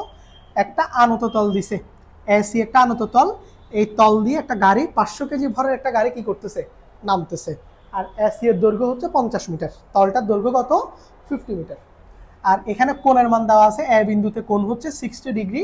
এই যে বলে দিছে একটা গাড়ি 20 মিটার পার সেকেন্ড বেগে এসি তলে নামতেছে, অর্থাৎ এত বেগে সে কি করতেছে, শুরু থেকে নামতেছে। ব্রেক করায় 50 মিটার দূরে গাড়িটি কি হয়, থেমে যাচ্ছে। তাহলে ব্রেক করার কারণে 50 মিটার দূরত্বে গাড়িটি কি হয়ে গেল, থেমে গেল। 50 মিটার মানে এখানে এসে থামছে, 50 মিটার মানে মূলত সি বিন্দুতে এসে থেমে গেছে, কারণ 50 মিটার মানে তো পুরাতন, থেমে গেছে। প্রথম প্রশ্ন, ব্রেকজনিত বলের মানটা কি করতে বলছে, নির্ণয় করতে বলছে। ব্রেকজনিত বল মানে হচ্ছে আমরা বলতে F = ma দিয়েই করি, অর্থাৎ গাড়িটা যখন ঢালু পথ বেয়ে নামবে তাহলে গাড়িটার অলরেডি একটা জি এর একটা অংশ তার উপর কাজ করবে। আমরা জানি হেলানো তল দিয়ে যদি কোনো বস্তু গড়িয়ে গড়িয়ে পড়ে বা একটা বস্তু নামে, তখন জি এর মান পুরোটা কাজ করে না, বাট জি এর একটা উপাংশ তার উপর কি করে, কাজ করে। আমরা গত সিকিউতেও এটা সলভ করছি। তাহলে তার উপর অলরেডি একটা জি এর মান থাকবে।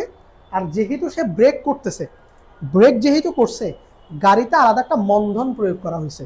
ব্রেক যেটা সেটা তো জি এর মান থেকে আসবে না, ব্রেক যেহেতু গাড়ি করতেছে তাহলে আলাদা করে গাড়িতে একটা মন্দন কি করা হয়েছে, প্রয়োগ করা হয়েছে। সো এই বস্তুর উপর টোটাল দুইটা ত্বরণ কাজ করবে গাড়িটার উপর। একটা হলো জি এর একটা অংশ কাজ করবে, আর একটা হচ্ছে বস্তুর যেটা Maandhan.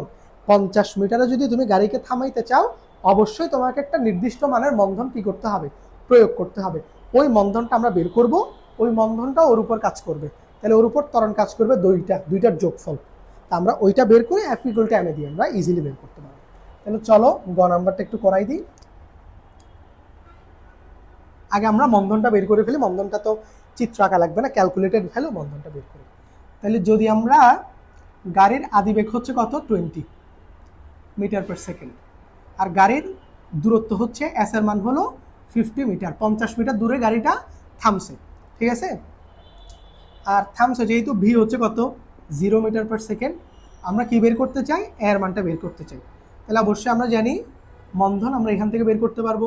V square equal to U square plus 2s V 0, U কত হবে 20 স্কোয়ার, 2 ইন্টু এর মান হবে কত, সরি এই তো বের করবো, এস হবে কত 50, এস হবে কত 50। তাহলে এখানে কত আসে, এটা আসবে 400, আর এটা আসবে হচ্ছে 100 এ, তাই না, এখানে 0। তাহলে এর মান নেগেটিভ আসবে, এবং নেগেটিভ কত আসবে 4।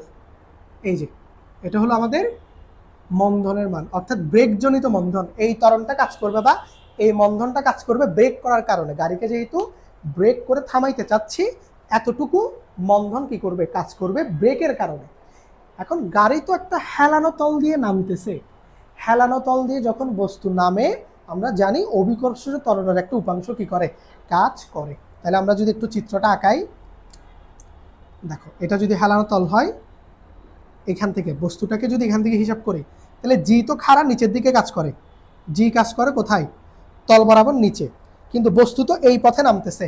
তাহলে জি এর একটা অংশ কাজ করবে এদিকে, আর একটা অংশ কাজ করবে কোথায়, এদিকে, এদিকে একটা অংশ কাজ করবে, এবং এইদিকে নিচে একটা অংশ কাজ করবে। এবং এই অ্যাঙ্গেলটা যেহেতু থিটা, এই যে এটা থিটা না, এখানে একটু আমি বিষয়টা বলি। এই যে থিটা হচ্ছে কটুক এটুক, এটুক এটা হলো থিটা। তো জি তো এটা কাজ করতেছে কোথায়, জি কাজ করতেছে কিন্তু এই যে তল বরাবর, এই যে তলের অংশ দিয়ে। তাহলে এখানে যার সাথে থিটা, দেখো এই তল বরাবর হচ্ছে এই জিটা কাজ করতেছে। তাহলে আমরা বলি যার সাথে থিটা থাকে তার সাথে হচ্ছে কি বসে, কস। তাহলে জি কস থিটা, আর এটা বসবে জি সাইন থিটা। বলে জিনিসটা বুঝছো, ভালো করে কি বুঝছো তোমরা এটা, নাকি একটু বোঝা যাচ্ছে না, বোধহয় ক্লোজ হয়ে গেছে বেশি প্রশ্নের সাথে। আচ্ছা দাঁড়া একটু আলাদা করে এঁকে দিই, আবার এটা বুঝবা না। এটা যদি আনত তল হয়, তাহলে জি হচ্ছে নর্মালি এখানে কাজ করবে, জি হচ্ছে একদম খাড়া নিচের দিকে কাজ করার কথা, বাট এদিকে একটা উপাংশ কাজ করবে, এদিকে একটা উপাংশ কাজ করবে। এখন এই অ্যাঙ্গেলটা তো থিটা, এটা তো দিয়ে রাখছে আমাকে 60, তাহলে এদিকে যে আছে, এদিকে যেটা উপাংশ এই বরাবর, সেটাতে সাথে বসবে কস, তাহলে জি কস 60 বসবে এখানে, আর এটা হবে জি, সরি কস না, সাইন বসবে। যার সাথে থিটা তার সাথে কস, এটা আমরা পড়ছি না, এটাতে বসবে সাইন 60। তাহলে এই সাইন 60 আমাদের দরকার নাই, কারণ নিচের অংশ তো আমরা কাজ করতেছি না, আমরা কাজ করতেছি হেলানো তল বরাবর। তাহলে হেলানো তলে এই যে জি এর মান কতটুকু কাজ করবে, জি কস 60 পরিমাণ। তাহলে এটা হলো হেলানো তলে জি এর অংশ। তাহলে আমরা এটা লিখে দিব এখন, এসি তল বরাবর, তল বরাবর জি এর উপাংশ, হেলানো তলে জি এর অবশ্যই একটা অংশ কাজ করবে। তাহলে জির উপাংশ হবে জি কস 60 সমপরিমাণ। তাহলে জি হচ্ছে 9.8, কস 60 কত, হাফ না, কস 60 আর সাইন 30 তো সেম, হ্যাঁ কস 60 মানে হাফ, বোধ হয় হাফ হলে 0.5, তাহলে এটা বোধ হয় 4.9 আসবে। এই বস্তুর উপর জি এর এতটুকু অংশ কি করবে, কাজ করবে, বুঝছি না, হ্যাঁ 4.9। তাহলে এখন বস্তুর উপর ত্বরণ কাজ করবে কয়টা, দুইটা, একটা কাজ করবে এইটা, এটাও তাকে নিচের দিকে নামাচ্ছে, এই যে 4.9 এটাও তাকে নিচের দিকে নামাচ্ছে, আর এই যে মাইনাস এত ত্বরণে সে কি করতেছে, নিচে নামতেছে। সো বস্তুর উপর এখন ত্বরণ কাজ করবে টোটাল কত, এইটা এবং এটার যোগফল, ঠিক আছে। এখানে আমরা মাইনাস কনসিডার করব না, কারণ মাইনাস হচ্ছে ডিরেকশন বিপরীত বোঝানোর জন্য ব্যবহার করা হয়। অর্থাৎ এখানে -4 মানে মন্ধনের মান হচ্ছে 4, কিন্তু মাইনাস কেন, কারণ সে বস্তু যেদিকে নামতেছে, গাড়িটা যেদিকে নামতেছে, ত্বরণটা তার বিপরীতে কাজ করতেছে এই জন্য। তাহলে এখন আমরা যদি হিসাব নিকাশ করি, বস্তুর উপর, বস্তু না, এটা তো গাড়ি না, গাড়ি লিখে হবে। তাহলে গাড়ির মোট ত্বরণ, গাড়ির মোট ত্বরণ এর ভ্যালু হবে, একটা হচ্ছে কত 4 আর একটা হচ্ছে কত 4.9। বলো বুঝছি এটা? তাহলে এর ভ্যালু কত আসবে এখান থেকে 8.9 মিটার পার সেকেন্ড স্কোয়ার। এটা হলো কি বস্তুর উপর টোটাল ত্বরণ কতটুকু কাজ করবে, এটা হলো সেটা। তাহলে এটা কেমনে বের করছি আমরা নিশ্চয়ই দেখছি। এর একটা অংশ 4 কোত্থেকে আসছে, ওই মন্দম থেকে আসছে, আর 4.9 আসছে কোত্থেকে, হেলারা তলে যে জি এর মান কাজ করে সেটা থেকে। তাহলে এবার বাধা দানকারী বল, বাধা দানকারী বল F equal to M A. তাহলে বস্তুর ভর হচ্ছে কত 500 কেজি, আর বল ত্বরণ হচ্ছে কত 8.9। তাহলে কত আসে 500 ইন্টু 8.9, 4450 নিউটন, 4450 নিউটন। এটা নিউটনটা দূর করে লিখি। এটা চাইলে তোমরা মাইনাসও ইউজ করতে পারো। বাধাদানকারী বল হচ্ছে নর্মালি কি করে, বিপরীতে কাজ করে, অর্থাৎ বাধাদানকারী বলটা নর্মালি কি বিপরীতে কাজ করে, ঠিক আছে।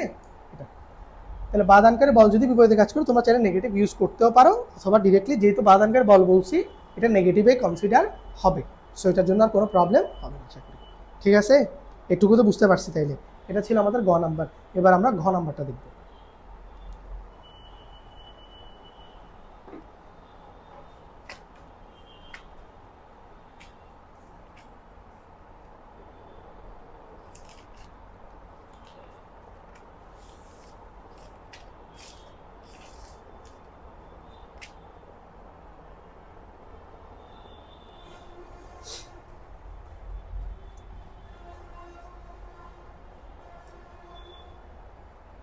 ঘ নম্বরে কি বলতেছে, ঘ নম্বরে বলতেছে উদ্দীপকের শক্তির সংরক্ষণশীলতা নীতি মেনে চলে কিনা।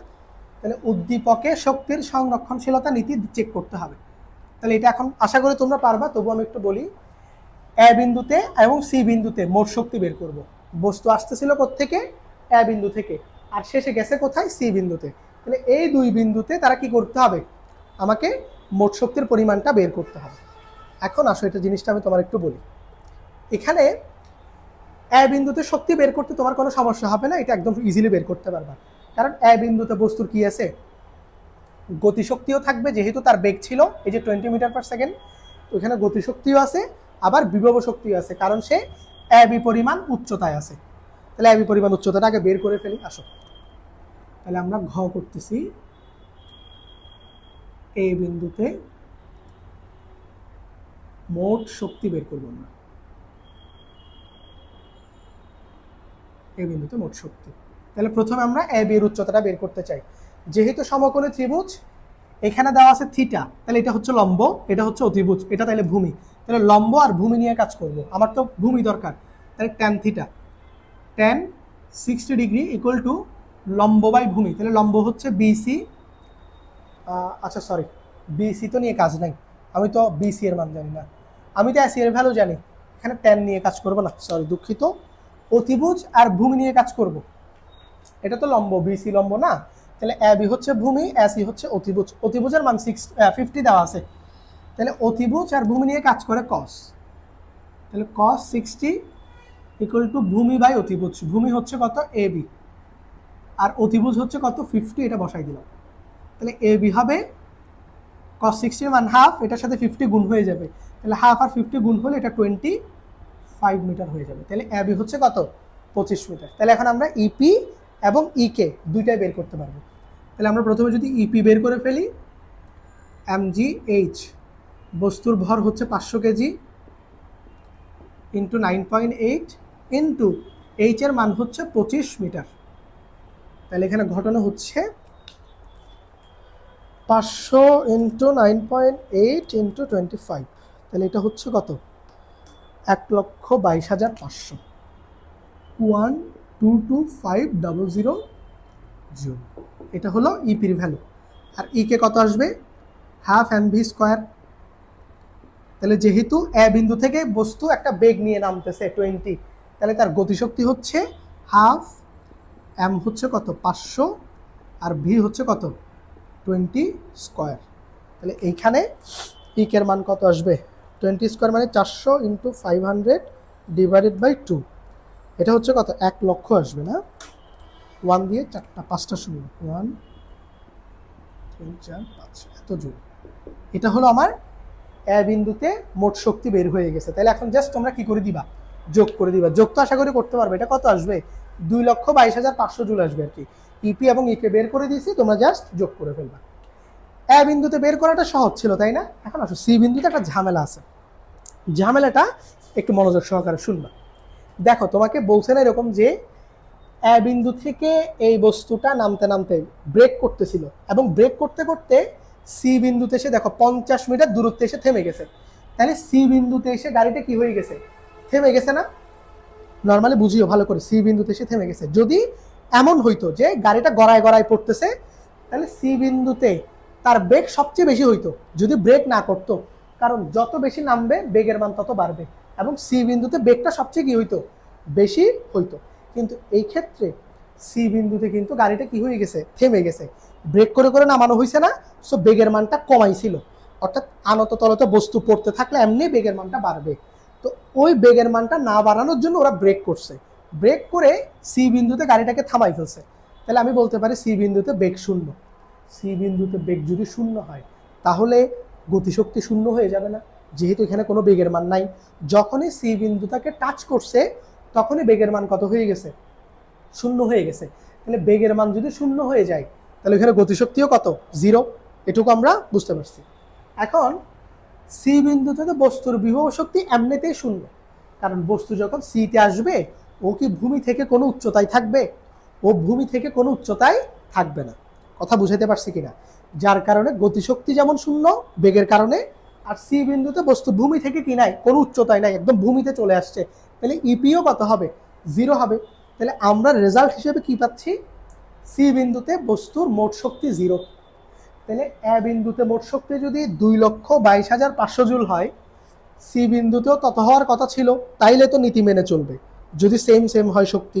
এখন এখানে শক্তির পরিমাণ অনেক বেশি আর এখানে গতিশক্তি বিভব শক্তি দুইটাই শূন্য। তাহলে এখানে আমাদের রেজাল্ট আমাদের সিদ্ধান্ত আসতেছে শক্তির নীতিটা মেনে চলে না। এটা আপাত দৃষ্টিতে উত্তরটা ঠিক আছে, লজিক এটা ভুল না, লজিকটা ঠিক আছে। কিন্তু এই ম্যাথে বিষয়টা হচ্ছে এখানে এইভাবে চিন্তা করতে হবে, কেউ যদি বলে যে শক্তির সংরক্ষণশীলতার নীতিটা মানে নাই কারণ এখানে শক্তির মানটা ভিন্ন, এই ক্ষেত্রে আমার মনে হয় না স্যার কেটে দিবে। কারণ যদি তুমি থিওরিটিক্যালি চিন্তা করো, আমরা তো শক্তির সংরক্ষণশীলতা নীতিটাকে ভ্যালু দিয়ে যাচাই করি যে শক্তির মান সেম কিনা। তো যদি ভ্যালুর মান সেম না হয় তাহলে ডেফিনেটলি শক্তির সংরক্ষণশীলতা মানে নাই, যেটা এখানে হয়েছে। কিন্তু নর্মালি এখানে একটা ব্যাখ্যা এইভাবে আসছে যে বস্তুটা যেহেতু এ থেকে সিতে ব্রেক করে করে নামতেছে, এই ব্রেক করে নামাতে তার ঘর্ষণ মানে তলের সাথে ঘর্ষণ তৈরি হচ্ছে, এই ঘর্ষণে কিন্তু একটা শক্তি কি হয় ব্যয় হয়ে যায়, কারণ ঘর্ষণ দ্বারাও কিন্তু একটা কাজ হয়। যার কারণে ঘর্ষণের যে কৃতকাজ এটাতে একটা শক্তি লস হয়েছে, তারপরে তাপ শক্তি শব্দ শক্তি এগুলাতে কি হয়েছে লস হয়েছে। তো মূলত এ বিন্দুতে যেটা মোট শক্তি ছিল সেটা সিতে আস্তে আস্তে জিরো হওয়ার কারণ হচ্ছে এই যে বিশাল এই পথটা যে সে নেমে আসছে ঘর্ষণের মাধ্যমে ব্রেক করে করে, এই ব্রেকিংয়ে তার অনেক বেশি শক্তি কি করতে হয়েছে খরচ করতে হয়েছে। ওই শক্তিটা খরচ হওয়ার কারণে বেগের মানটা কমছে এবং এখানে এসে জিরো হয়ে গেছে। তো এইটাতে যদি কেউ ডিসিশন এটা দেয় যে স্যার এখানে শক্তির সংরক্ষণশীলতা নীতি মানে নাই, তা আমি বলবো যে এটা ভুল হয় নাই, লজিক্যাল এটা কারেক্ট, বাট এখানে ওই ব্যাখ্যাটা তোমার বোঝা উচিত। এখানে আসলে শক্তির সংরক্ষণশীলতার নীতিটা না মানার কারণ হচ্ছে বা এখানে বেগ জিরো হয়ে যাওয়ার কারণ হচ্ছে ওইখান থেকে যে ব্রেক করে করে সে আসতেছিল এই ব্রেকিংয়ে অনেক বেশি শক্তি তার খরচ হয়ে গেছে, যার কারণে এখানে বেগ শূন্য হয়েছে, ফলে গতিশক্তি মূলত তুমি জিরো পাইছো। এখানে তো বিভব শক্তি এমনও জিরো পাইতা, বিভব শক্তি তো কখনো মান থাকতো না, বাট গতিশক্তি সবচেয়ে বেশি থাকার কথা। কিন্তু সমস্যা হচ্ছে বেগ শূন্য হওয়ার কারণে গতিশক্তিও কি হয়েছে শূন্য হয়েছে। তো আমাদের রেজাল্ট হচ্ছে এই প্রশ্নটার জন্য শক্তির সংরক্ষণশীলতা নীতি মানে নাই, বাট এখানে পুরোপুরি মানে নাই যে বিষয়টা এরকম না। ইন্ডিভিজুয়ালে যদি ঘর্ষণটা না হইতো তাহলে এই পয়েন্ট আর এই পয়েন্টের শক্তি সেম হইতো, বাট যেহেতু মান সেম হয় নাই আমরা ডিসিশন এটা বলবো যে শক্তির সংরক্ষণশীলতা নীতি এখানে মানতেছে। বুঝছি। এটা ছিল আমাদের বরিশাল 22-এর যেটা প্রশ্ন সেটা। খুব বেশি জটিল ছিল না, আশা করি। আমরা এটা মুছে দিচ্ছি। আমরা এবার পরের প্রশ্ন, বরিশাল 21। এই বরিশাল বোর্ড আর চট্টগ্রাম বোর্ড, এই দুইটা বোর্ডে এই টপিক থেকে বেশি কোয়েশ্চেন হয়েছে। 22-এ বলো, 23-এ বলো, 21-এ বলো, ঠিক আছে। বরিশাল আর হচ্ছে চট্টগ্রাম, এই দুইটাই তো বরিশালের প্রশ্ন। দেখো বলতেছে এখানে দুইটা তল আছে, একটা হচ্ছে এ বি আনত তল, যেটার দৈর্ঘ্য হচ্ছে 20 মিটার এবং এটা 50 ডিগ্রি করে হেলানো আছে। আর একটা হচ্ছে বিসি তল, এটা 40 ডিগ্রি করে হেলানো আছে, এটার কোনো দৈর্ঘ্য নাই। আর 3 কেজি ভরের একটা বস্তু বিতে রাখা আছে। তলগুলোতে আবার ঘর্ষণ আছে বলছে, কিন্তু এর আগেরগুলোতে তুমি সব ঘর্ষণবিহীন তল ছিল, বাট এখানে কি আছে? ঘর্ষণ আছে। এ বি তলে ঘর্ষণ হচ্ছে 1.5 নিউটন পার কেজি। 1 কেজির জন্য ঘর্ষণ হচ্ছে 1.5 নিউটন বল। তো বস্তুর ভর কিন্তু 1 কেজি না, 3 কেজি। ভালো করে বুঝবে, এখানে খুব চালাকি করে মানটা বসাইছে। এখানে ঘর্ষণ বল কিন্তু 1.5 নিউটন সবসময় কাজ করবে না, বস্তুর ভরের উপর ডিপেন্ড করে কাজ করবে।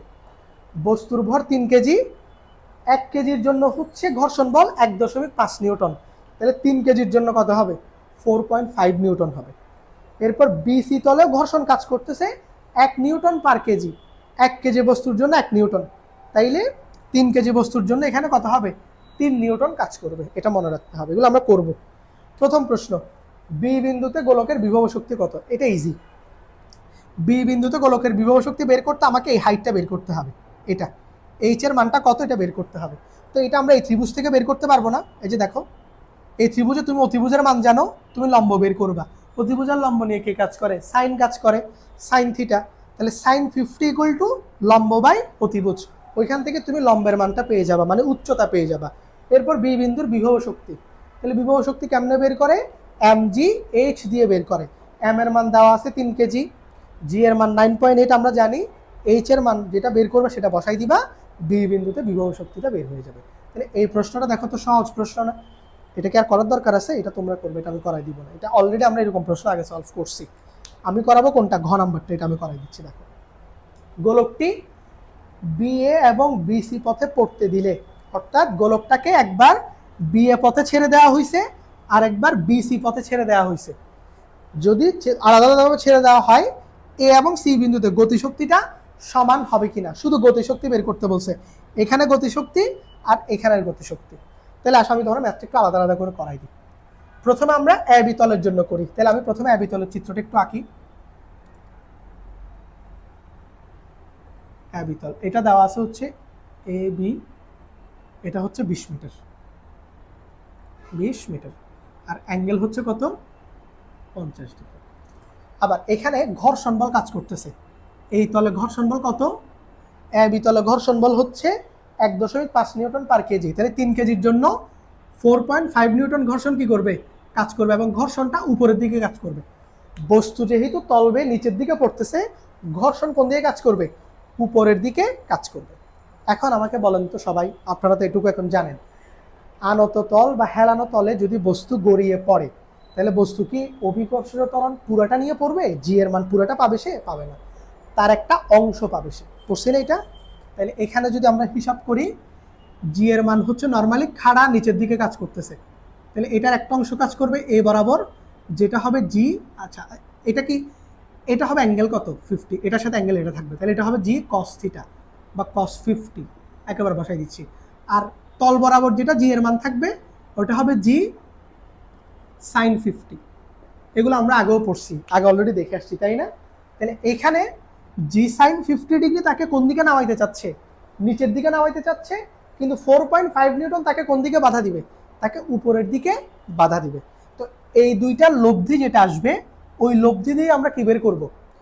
বস্তুর উপর কত ত্বরণ কাজ করবে সেটা বের করব, কারণ ওই ত্বরণেই তো বস্তু নিচের দিকে নামাটা শুরু করবে। তাহলে আসলে এখান থেকে যদি আমরা হিসাব করি, বস্তুর লব্ধি বল, বস্তুর বা ত্বরণ বের করে ফেলে, বস্তুর লব্ধি ত্বরণ কেমনে বের করব? এফ কে কাজ করতেছে উপরের দিকে, আর জি সাইন 50 ডিগ্রি কাজ করতেছে নিচের দিকে।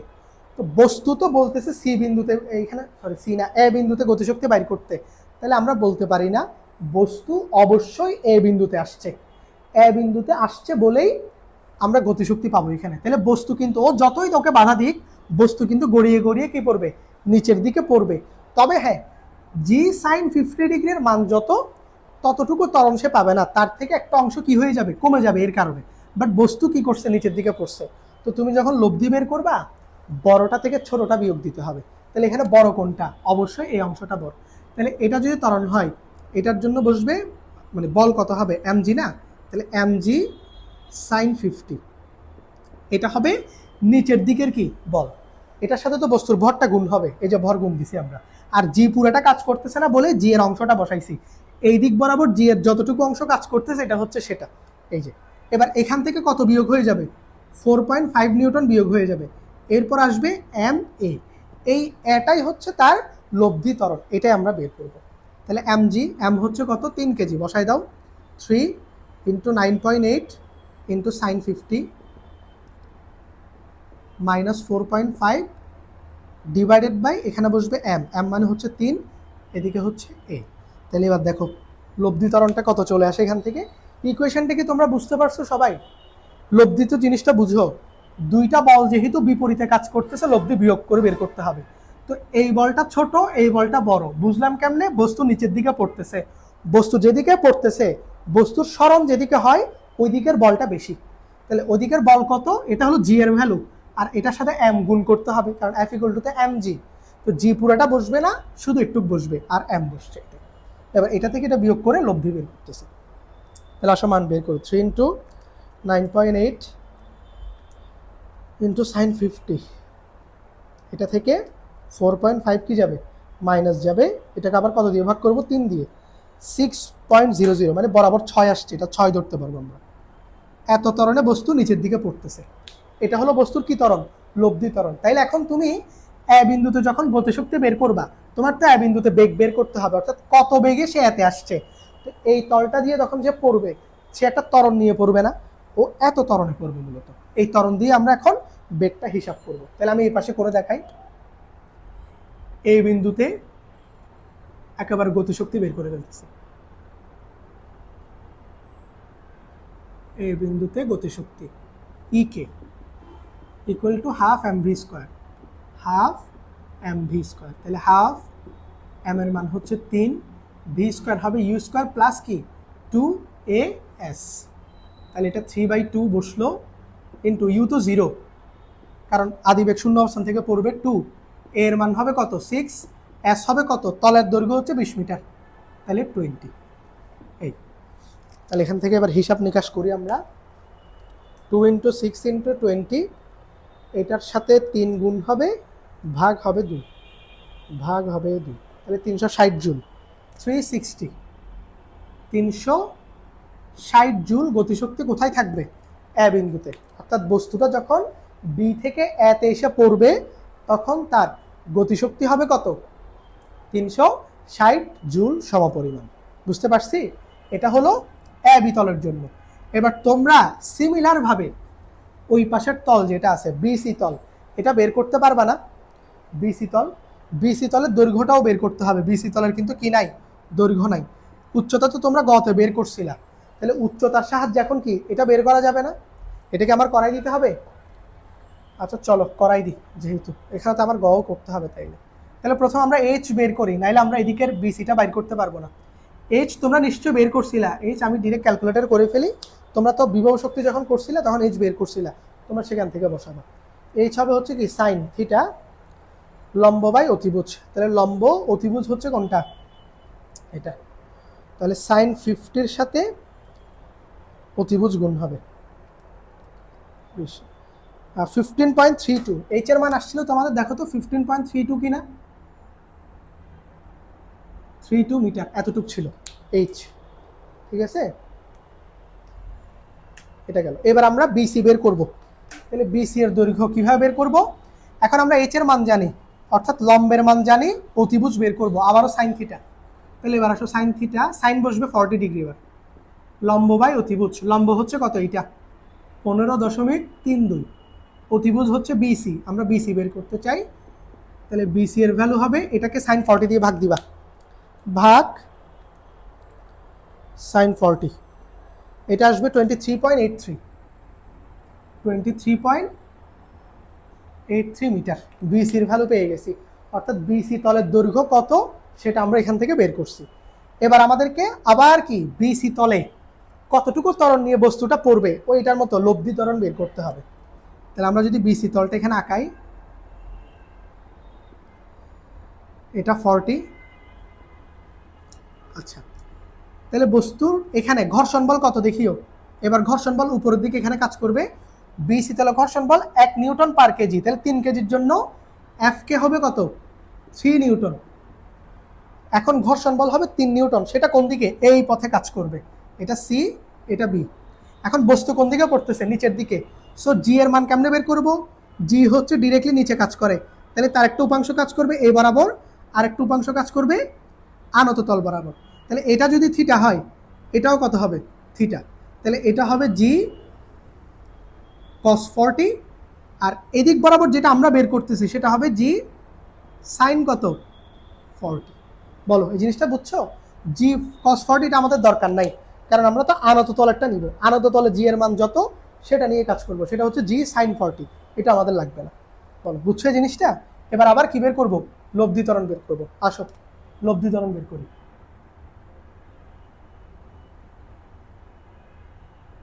লব্ধি ত্বরণ, তাহলে বস্তু কোন পথে পড়তেছে এই পথে, তাহলে এই পথে তার বল কত এম জি, তাহলে এম এখানে জি পুরোটা বসাবো না, শুধু উপাংশটা বসাবো, জি সাইন কত 40।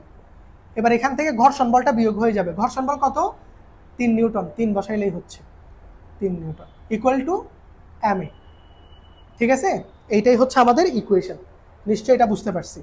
তা আগের মতো এবার এ সমান সমান আমরা যদি বের করে নিচে চলে আসবে এম, মান বসাই দাও 3 KG into 9.8 into sign 40 minus কত 3, আর নিচে হবে কত এম এর মান 3। তাহলে এবার যদি আমরা হিসাব নিকাশ করি 3 ইন্টু 9.8 ইন্টু সাইন কত, এটা 40 ডিগ্রি, এটা থেকে মাইনাস যাবে হচ্ছে 3, এটাকে ভাগ করব 3 দিয়ে 5.29, 5 কত 29।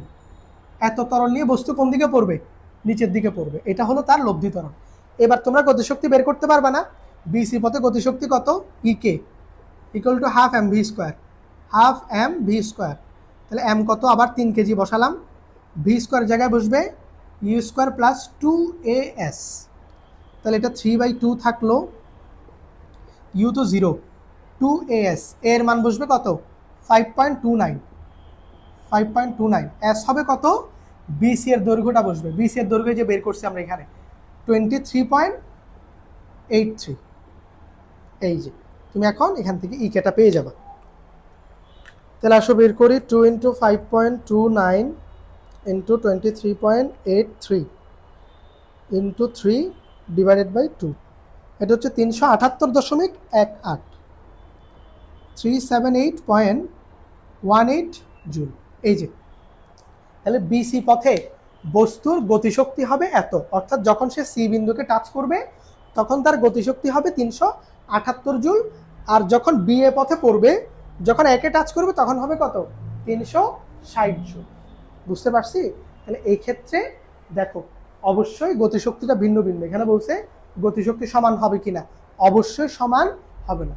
মোটামুটি ঘ নাম্বারটা একটা ভালো মানের প্রশ্ন ছিল, সিকিউর জন্য একটা ভালো প্রশ্ন, যেহেতু ঘর্ষণ সহ রিলেটেড করে দেওয়া হয়েছে।